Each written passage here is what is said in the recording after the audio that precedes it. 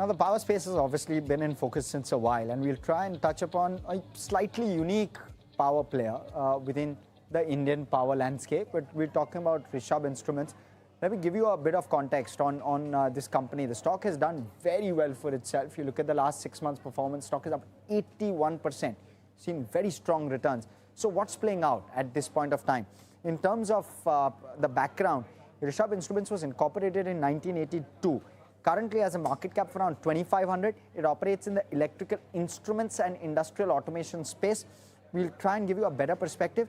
It also operates in solar, aluminium die casting. Data center is also one of the levers on which it will rely on. There's no linkage of the company to any large Indian conglomerate, but at the same time, the promoter holding is quite healthy, and therefore it's a promoter-driven company. Let's talk a little bit about the story. So try and understand this top-down, right? Every factory obviously runs on electricity, but electricity must be measured, right? There has to be a control over it. Wrong measurements can damage expensive equipment, and that's exactly the kind of instruments that Rishabh Instruments manufactures. Power failures, in case they shut down the entire plant, have to be tracked and monitored, and therefore they build instruments to measure, monitor, and protect the industrial facility. It also manufactures precision aluminium parts, and that's just one of the components of the business, an ancillary of the business. So the way to think of this is one business is selling intelligence, which is systems which are allowing the factory to monitor the way in which power is running all through the factory, and the other one is building hardware technically. So it serves factories, utilities, OEMs, and renewable energy companies. Really, that's the broader context. Now let's talk about business verticals. The first vertical is the electrical and electronic instruments vertical, which is evidently what I spoke about, and the other one is the HPDC, which is high pressure die casting business. Let's talk about EI, because that's a predominant part of the business, 80% plus in terms of top line contribution. What this is about, it's the core business, it's the business driver, profit driver. Here they design products that measure, monitor, and protect electrical systems, and they also are an export-oriented business with global certifications that Rishabh Instruments has. With regard to the HPDC, this is basically a precision aluminium die casting components manufacturing unit that they have. They supply compressors, industrial automation equipment. They provide manufacturing diversification beyond electrical instruments per se. And what this provides is it also provides relationships and a bit of a moat, where there is a dependence on Rishabh Instruments, even for the HPDC, which is a complementary kind of a business. What Rishabh sells in terms of the EEI business, let's first talk about that. Panel meters. These are basically measuring meters for power and frequency. There's a dashboard of an electronic panel, which is what panel meters is all about. Then there's multifunctional meters, one device replacing several individual meters. This basically measures multiple electrical parameters simultaneously. Then there's current transformers. This reduces current changes, and there are levels which it can measure as well. It's essentially for safe metering and for protection. Shunts. Now what shunts does is it allows accurate measurement of very high voltage currents. This is used in the current transformers, where the current transformers are actually unstable. Shunts are used for that. Power quality analyzers, these basically detect harmonics, voltage fluctuations, and power disturbances. It helps industries avoid equipment failures in case of a power shutdown. You're looking at protection relays, which detect electrical faults, because one could be a power shutdown, another could be a fault. Both need to be catered to. They automatically disconnect and disengage any equipment which is damaged. So that's what protection relays are. Genset controllers, then they control diesel generators, protect engines, manage power generation.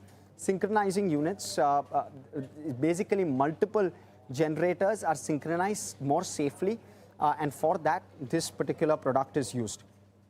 Then there are several other products, frankly. There's rotary camshafts, there's test and measurement instruments, and some of these themselves kind of are self-explanatory. There's energy meters as well. What they also do is solar string inverters, which is, excuse me, they convert solar DC power into usable AC power, and they serve commercial as well as industrial solar power projects. You're also looking at energy management software, which actively tracks electricity consumption, identifies wastage, and improves efficiency. There's SCADA software, which monitors entire factories from one control room and connects everything real time in terms of operation data. And then you have EMS, which is they manufacture electronic assemblies for other companies, providing contract manufacturing services. So all of this is what they do. Along with it, they also have the aluminium die casting business, which is HPDC products. So one is the die casting business, then there's machined components, there's surface treated castings, there's tooling and molds which they provide. And just to kind of get a sense, what are the kind of customers that come to Rishabh? This is 20% of the business, by the way. What are the kind of customers that come to Rishabh? There are electronic panel manufacturers, industrial automation companies, power utilities, machine builders, renewable energy companies, OEMs, data center companies across the world. So you've got all of those. How the business makes money? Well, they basically manufacture in-house, design in-house, and sell via distributors and OEM relationships. Why customers stay is because electrical accuracy is critical, therefore they need it. Also, long-term customer relationships is what they are trying to build over a period of time. Let's also now look at the financials, and this is where we'll start to see how the story has played out in terms of numbers. Excuse me for that. Revenue has grown at 11% on a 3-year CAGR basis. It's been largely flattish from the last 3 years. The pickup happened in FY24. When you're looking at EBITDA as well, margins have actually been quite choppy. As new businesses have come on stream, there's been a bit of choppiness on the margin number, but hopefully going forward, the guidance is that margins will get more and more stable. We'll obviously get a perspective from Mr. Musalekar, who will join us. He's MD and CEO.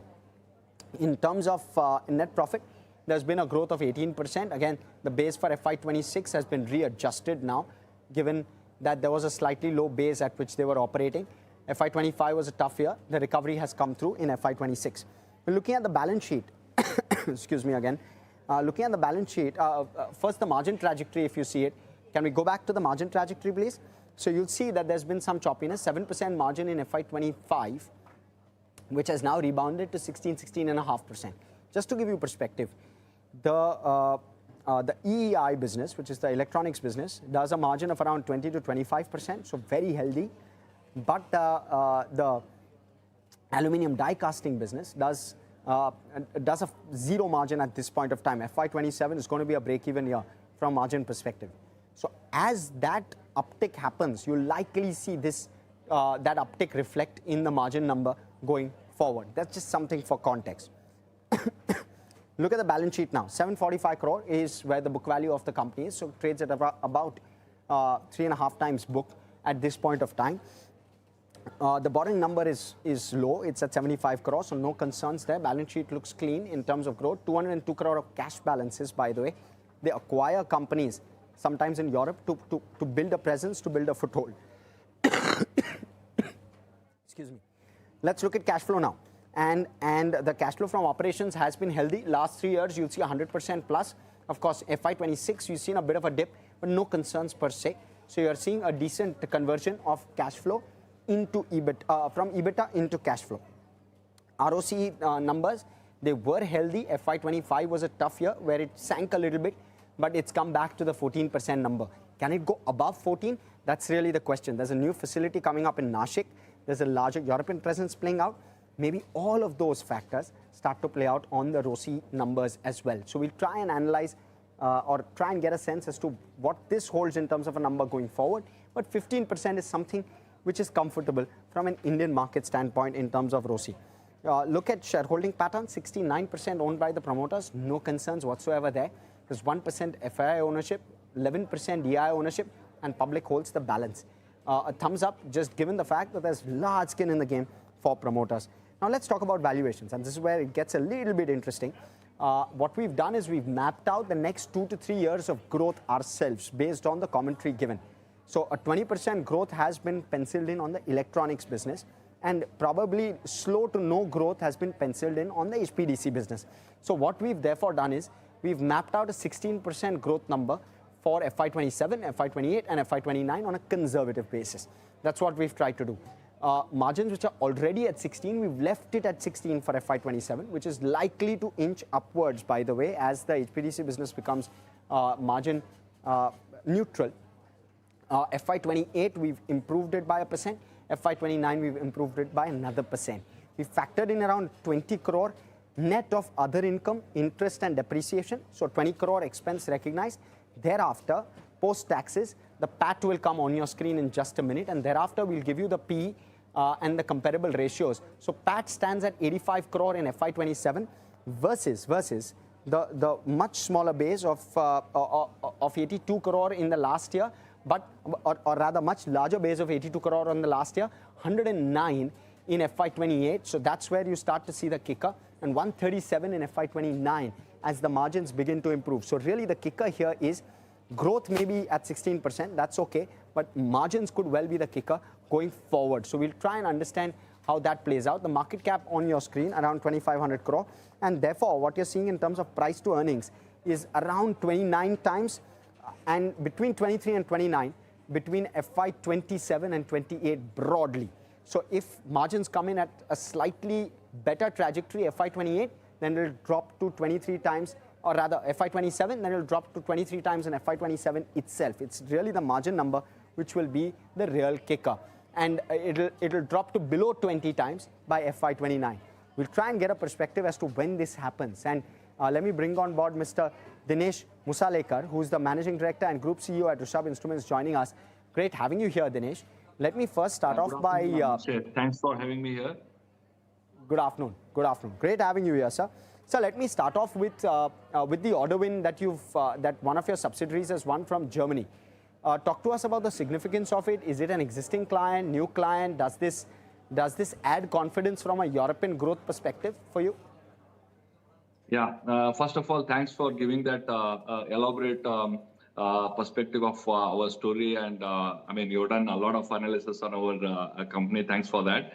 And as you could see, that there are a lot of positives that are coming up in the recent time, and that will continue to grow. Coming back to this particular question about the project that we won it in 2 years ago, the first time, which was 50 crore business, a single order to supply in about 18 months to 2 years time, which we did in 18 months time. This is, like again, if you look at the DNA of the company, we are a very research-oriented company. We understand the practical problem, and we find a solution much faster than most of the larger companies in our industry. So that's where being a mid-sized company comes into play. And we found a solution which is for German distribution network, and we were able to take this product from board to execution in about 3 to 4 months time, and we supplied all of that, and customers is extremely happy, and we had a repeat of this project again for the second time for 30 crores. So that's been a good story for us in spite of whatever economic conditions we have. But if a company has fundamentals very strong to identify and solve the practical problems to take it to the next level, so we always find businesses.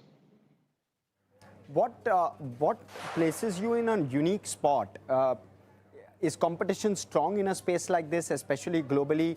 Are you better placed versus peers globally? Could you give us a little bit of global context? Because as growth kicks in for you, the global angle will also be important, as equally will be the India angle, that you're guiding for 20% India growth as well. So give us a sense. Yeah, absolutely. The USP for our company is we are large enough to have our own several R&D setups, laboratories, manufacturing. We have everything that a large multinational corporation can have. But we are also humble and small enough to be very flexible, very fast to the market, to come up with product solutions quickly. That puts us in a very unique spot, even though we compete with some of the large names in our industry, and also some of them are at the same time our customers also. We cooperate with these companies in some areas, and some areas we also compete. But this unique combination of having R&D setups in Poland, in India, in China, several of them. That really helps us.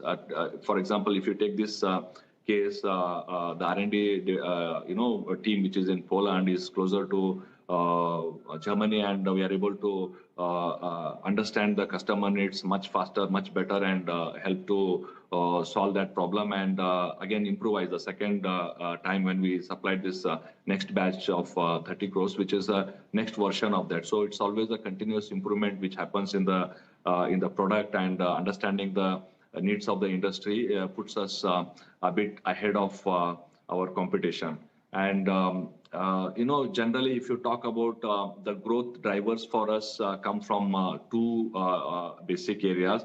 One is infrastructure development, which are happening in countries like India, Middle East, where there are a lot of data centers or upgradation of rail network or energy network, all those things which are happening. So that gives us a lot of growth perspective. And in some of the countries like USA and developed countries where energy efficiency, saving manpower cost, energy cost is so critical. And in your presentation, you also talked about it's not just about the quantity of energy, also quality of energy, and how that is very critical to protect or damage a large equipment. So these are all very smart products which have much bigger consequence in the project per se. In the whole panel may be about $1 million, $2 million, and our product may be typically anywhere between 100 euros to 2,000 euros. So based on what we are supplying, so that can have that can make this whole 2 million euro product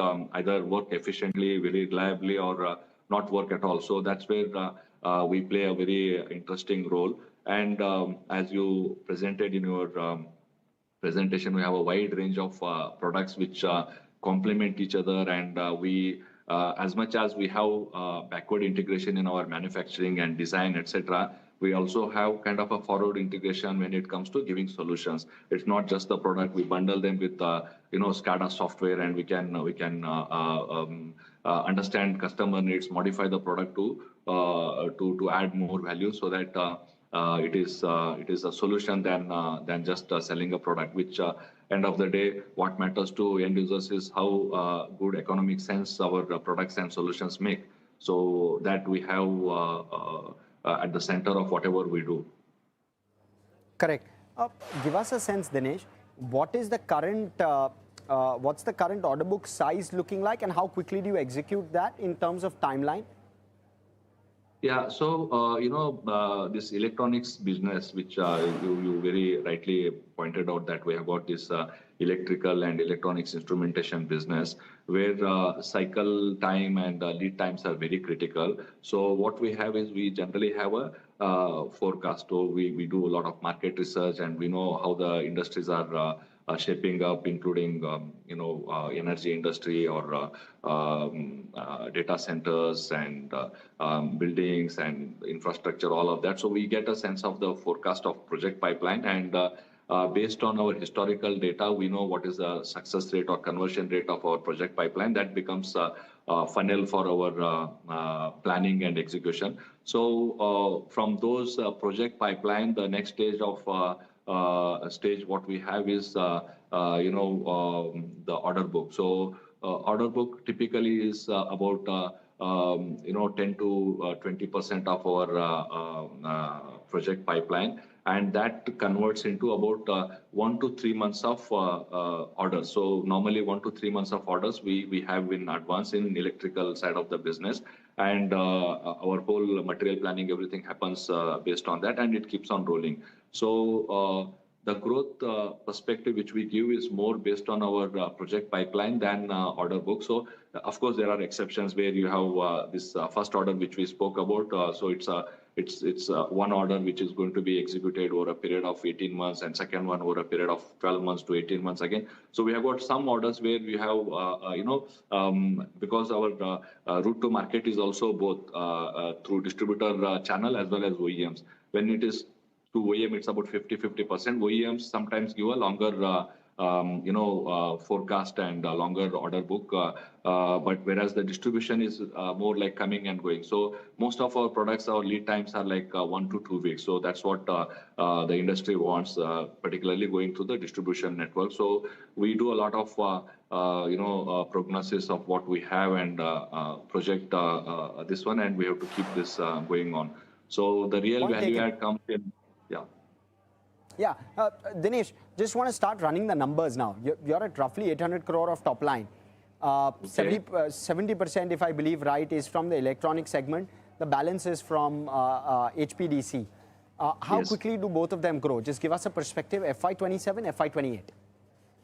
Okay, so as we have told to all our investors in our meetings that we had investor, earnings calls. So the electronics business, which is around 540 crores, which we did last year. So our guidelines are around 22% top line growth.